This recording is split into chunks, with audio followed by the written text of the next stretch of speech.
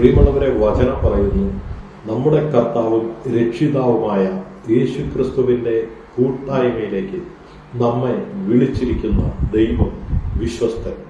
ഇന്ന് രാത്രിയിൽ ഒരുപക്ഷെ ഈ സന്ദേശം നിങ്ങൾ കേൾക്കുമ്പോൾ ഏതെങ്കിലും പ്രതിസന്ധികൾക്കകത്ത് എങ്ങനെ ജീവിതത്തിൽ മുന്നോട്ട് പോകുമെന്നറിയാതെ ഭാരപ്പെട്ട് മനം കലങ്ങി പ്രയാസത്തിലൂടെ സ്ട്രഗിൾ ചെയ്യുന്ന ഒരു വ്യക്തിയാകാം, ജീവിതത്തിൽ സൂയിസൈഡ് ചിന്തിക്കുന്ന വ്യക്തിയാകാം, എല്ലാം തകർന്ന വ്യക്തിയാകാം. എന്നാൽ ഇന്ന് രാത്രി ബൈബിൾ ലോകത്തോട് ഈ സന്ദേശം കേൾക്കുന്ന നിങ്ങളോട് വിളിച്ചു പറയുന്നു, യേശു ക്രിസ്തുവിന്റെ കൂട്ടായ്മയിലേക്ക് നിങ്ങൾ വന്നാൽ, ഫെലോഷിപ്പിലാണ് നിങ്ങളെങ്കിൽ, ആ ഫെലോഷിപ്പിലേക്ക് നിങ്ങളെ വിളിക്കുന്ന ദൈവം വിശ്വസ്തനാണ്.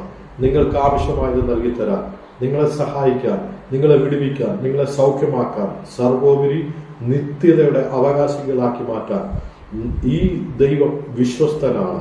ബൈബിൾ ആധികാരികമായി പഠിക്കുമ്പോൾ ദൈവത്തിൽ ആശ്രയിച്ച, ട്രസ്റ്റ് ചെയ്ത, വിശ്വസിച്ച ഏതൊരു വ്യക്തിയുടെ ലൈഫിലും ഈ വസ്തുത തെളിയിക്കപ്പെട്ടിട്ടുണ്ട്.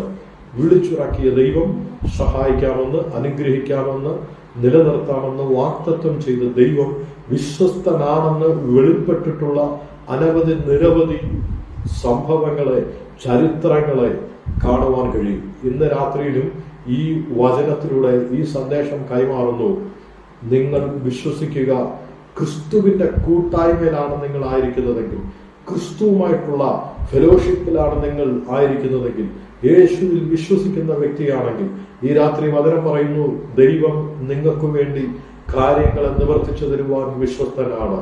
അതല്ല, നിങ്ങൾ യേശുവിനെ വിശ്വസിക്കാത്ത, ഇതുവരെ ഈ സന്ദേശം കേൾക്കുന്നത് വരെ വിശ്വസിക്കാത്ത ഒരു വ്യക്തിയായാലും ദൈവത്തിന്റെ വചനം പറയുന്നു, നിങ്ങൾ യേശുവിന്റെ കൂട്ടായ്മയിലേക്ക് വരിക, നിങ്ങൾ ക്രിസ്തുവുമായിട്ടുള്ള ഫെലോഷിപ്പിലേക്ക് വളരുക. നിങ്ങളെ നടത്തുവാൻ, സഹായിക്കുവാൻ ഈ ദൈവം വിശ്വസ്തനാണ്. ആമേൻ.